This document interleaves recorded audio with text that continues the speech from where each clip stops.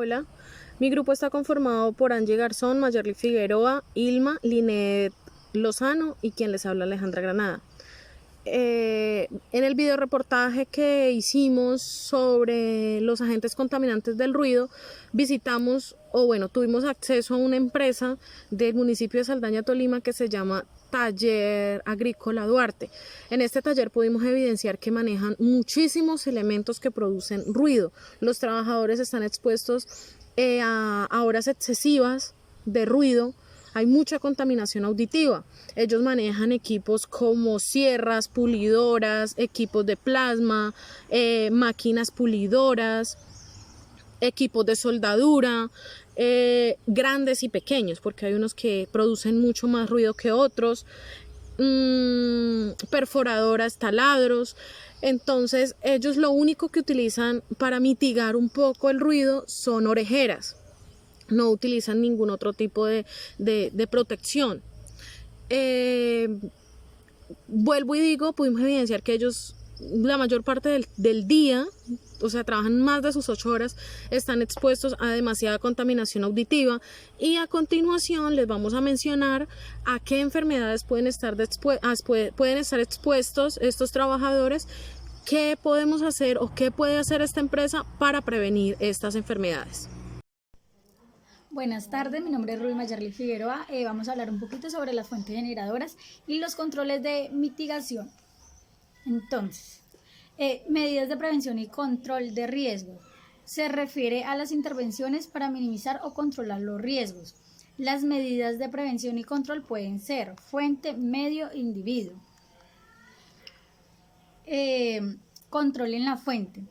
En la fuente, cuando las medidas de control se establecen en la fuente generadora del riesgo, ejemplos: mantenimiento preventivo de un motor, rediseño de un proceso, sustitución de materias primas.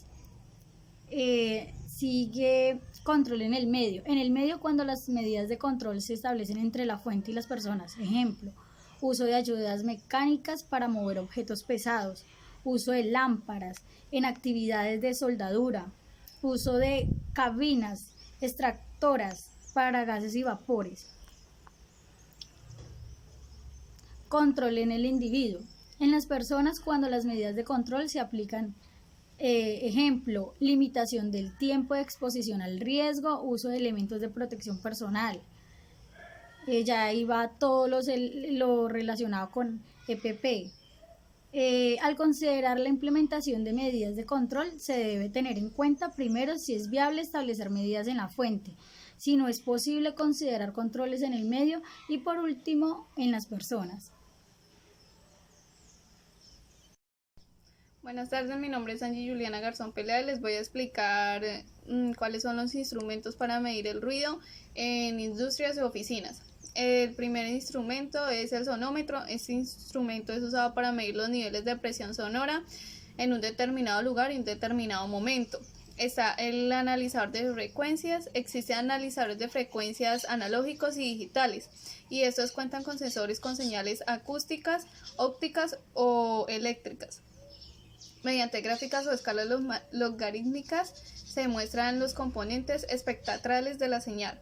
Está también el dosímetro. Es un aparato usado para calcular el ruido en el que la persona está sometida. Registra el ruido y lo acumula registrando una suma total sobre una escala en un determinado tiempo. Está el calibrador acústico, también conocido como pistófono. Es un instrumento el cual es utilizado para asegurar el correcto funcionamiento del sonómetro y un dosímetro.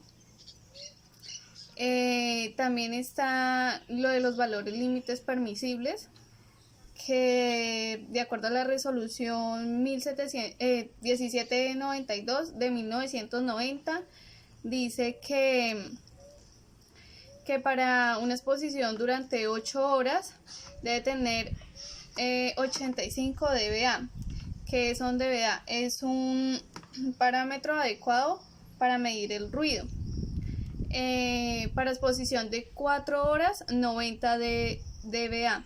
Para una exposición de 2 horas, 95 dBA.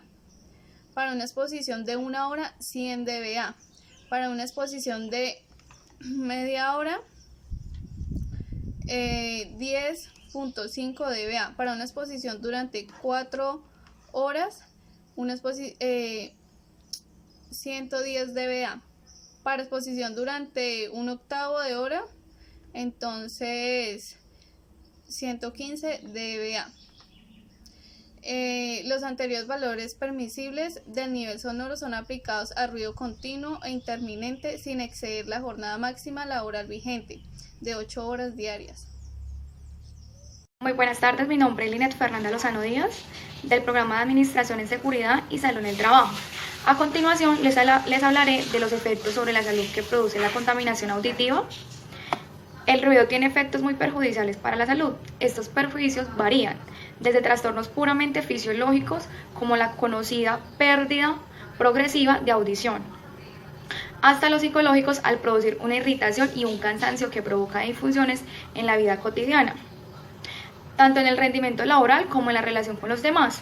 La lista de posibles consecuencias de la contaminación acústica es larga.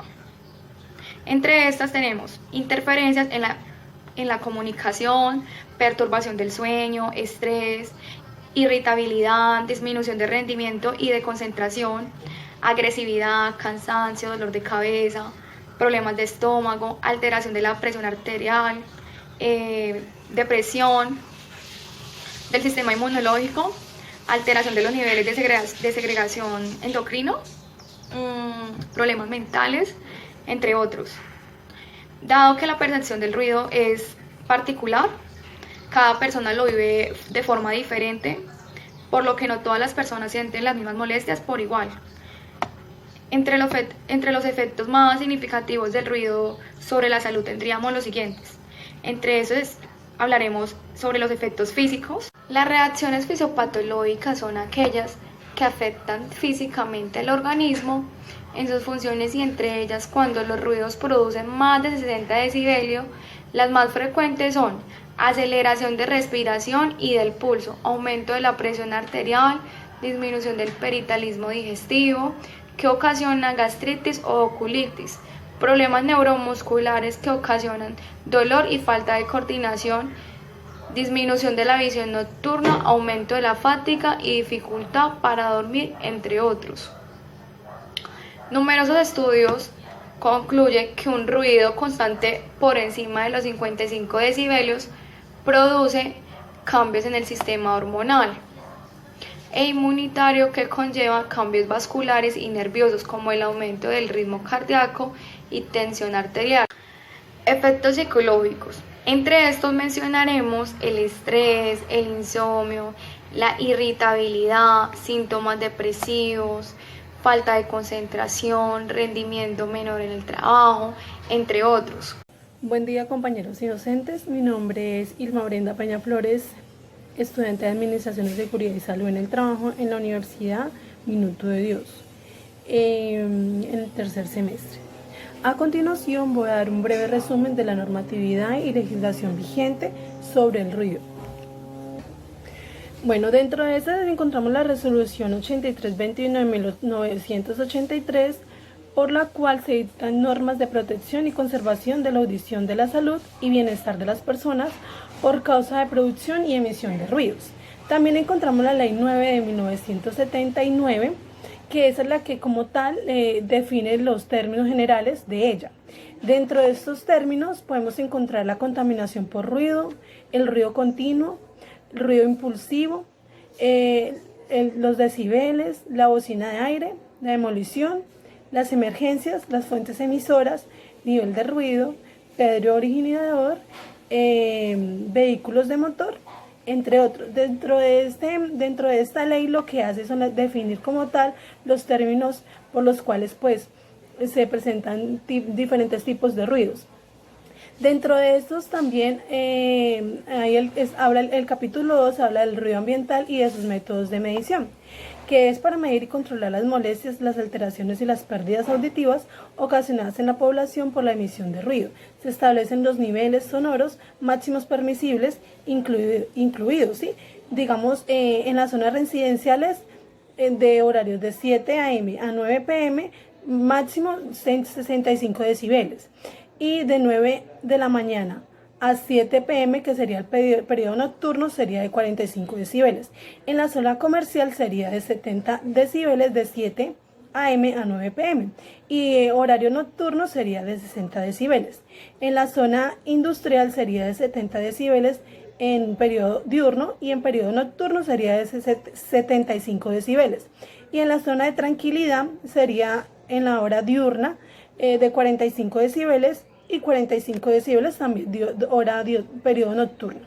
En el capítulo 3 también se ven las normas generales de emisión de ruido para fuentes emisoras, como el artículo 21, 22, 23, 24, 25, 26, 27, 28, 29 y 30 y 31, en los cuales dice que los propietarios o personas de fuentes emisoras de ruido están en obligación de evitar la producción de ruido que pueda afectar y alertar la salud y el bienestar de las demás personas.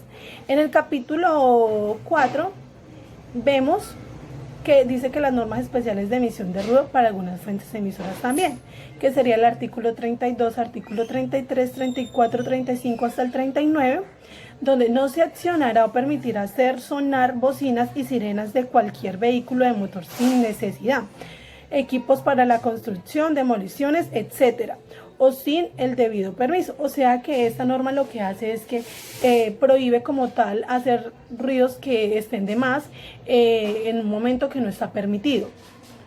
Digamos en los vehículos, como las bocinas y en los carros, digamos, cuando llevan toneladas o algo así. Las motocicletas, obviamente, por el ruido que genera como tal el filtro.